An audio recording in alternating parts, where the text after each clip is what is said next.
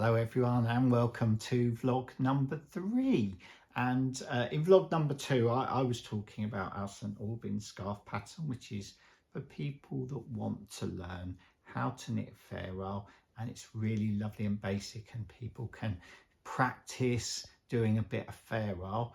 And then what I wanted to talk about was the next step. We've all almost created like a process where people can step up and eventually work their way up to something really difficult, like this, which is called the Remembrance Blanket. It's really big. It is huge. Double bed size. Well, it's not as long as double bed because I made it more square, but you can carry it on if you wanted to. And so the link between doing something like, or even bluebirds,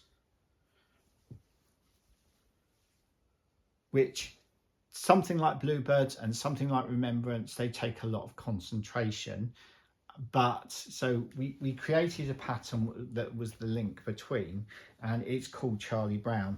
And because it's like regular repeat pattern, it's easy for people to kind of learn the pattern as they go along. They know what they're doing. You know, you soon get an idea. Oh, I just need to less of that color there, one more of that color there, one less of that color there, one more of that color. So it might be you've got 7 oranges there, and then the next row you do 5. So it's really easy in your head when you start.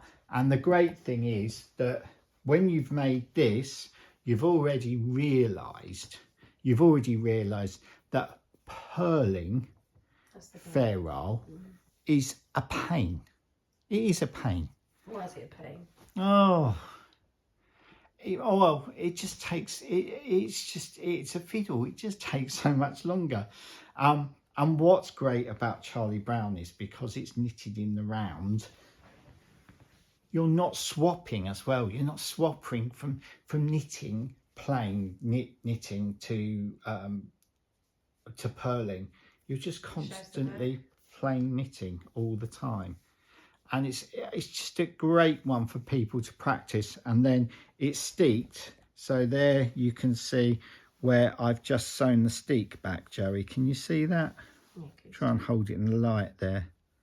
So I've just tacked the steek back.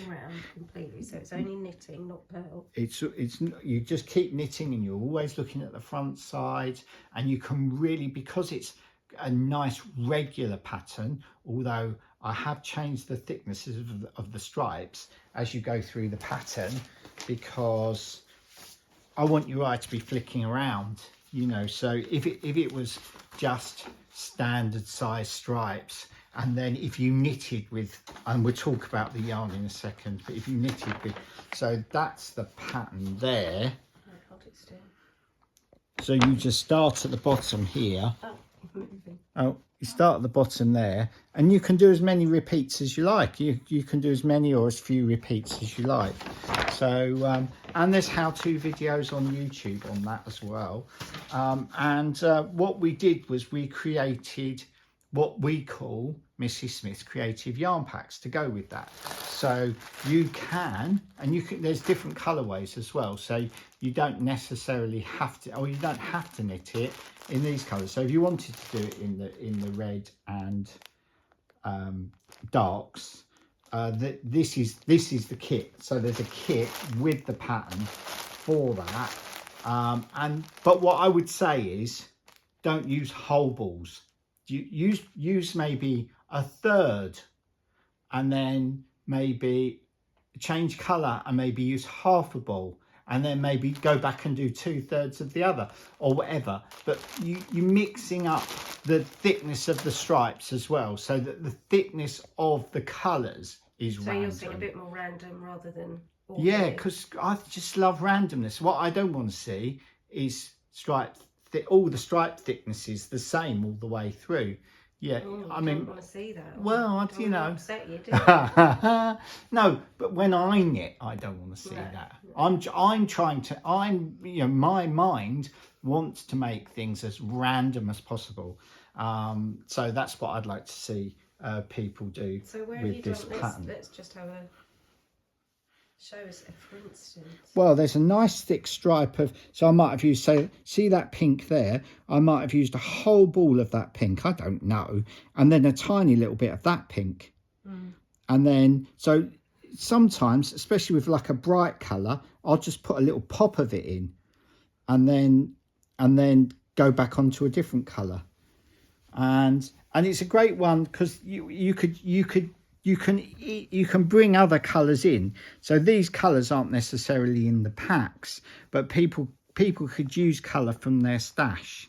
But you know, it's a great one for just experimenting with colour.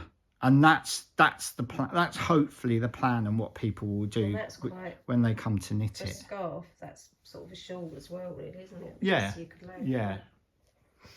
So, Yeah. And that's really it. It was all I wanted to talk about really today. Have you got anything to talk about, Joey? Somebody had asked about seeing a pattern laid flat, but I can't quite remember what they were asking now. You were talking about when you were marking off your rows. Yeah. Well, yeah. I'm not. Have I got a pattern? Let's have a look. Really well organised. I'm not I'm not organised for this video because it's. But let me just say. So when you're knitting from one of these charts, so it's a chart really, not a pattern. So when you're knitting from the chart, you're knitting from right to left. So you'll start there and you'll come this way. And what I do, so say for instance I'm knitting this first row, so I would count 1, 2, 3, 4, 5, 6 of the blue. Oh, that's the other colourway that we do as well in Charlie Brown. We do a blues and cream colourway, or it's a neutrals. So I'd say, oh, okay, I've got to do 6 altogether. 6 of the blue, 1 of the cream, and then 6 of the blue, 1 of the cream, 6 of the blue, 1 of the cream. And then once I've finished that, I'll just cross that row out, and then I'll know where I am on the next row. But usually on the next row, you'll know because of the row before, so that you'll know that, say for instance, this is coming in, and so that's coming in. So the blue's getting smaller, yeah, and the white's taking its place. So you just get used to that when you start knitting it, and also, you can fly through it. Somebody had said with their vlog too about the St Albans scarf that they needed tutorials, and there are tutorials. There are. So if you wanted, so let's go back to the St Albans scarf for a second. So you know, we've made this a package, if you like, so you can buy the kit, but also you've got 3 video tutorials, and I also go into a couple of different ways of carrying the yarn. So there's bigger floats there and shorter floats here, and they're in the tutorials as well, so that people can practice and see what suits them best, because so everyone's going to feel playlist different. On the Knitting Man channel. It's a 3 video playlist on the Knitting Man channel on YouTube. So yeah, go and watch those. Lots of other stuff to watch as well on YouTube. Yeah, there's lots. Yeah, you want to have a tidy up, don't you? Because you think there's too many videos on there. I'm probably going to be removing some.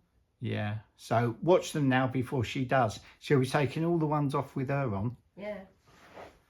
Thanks, Joe. Are we done today? We'll be back with new stuff. Oh yeah, what we're going to talk about next time. So I spoke. Oh yes, we've got a new project coming, because I'm getting to the very end of the bunny vest. So because I'm getting very close to the end of the bunny vest, I'm allowing myself to look at a new project, but it's not necessarily a new project as such. It might be new to a lot of people, but it's an old favourite that we want to look at again, but this time do it because it was a few years ago. let's talk about it in the next video, because I'm giving too much Then you're away. gonna waffle, I and will nobody waffle. wants to see that. Oh, thanks very much. Is it goodbye from me? So it's goodbye from me and it's goodbye from her. Bye. Bye.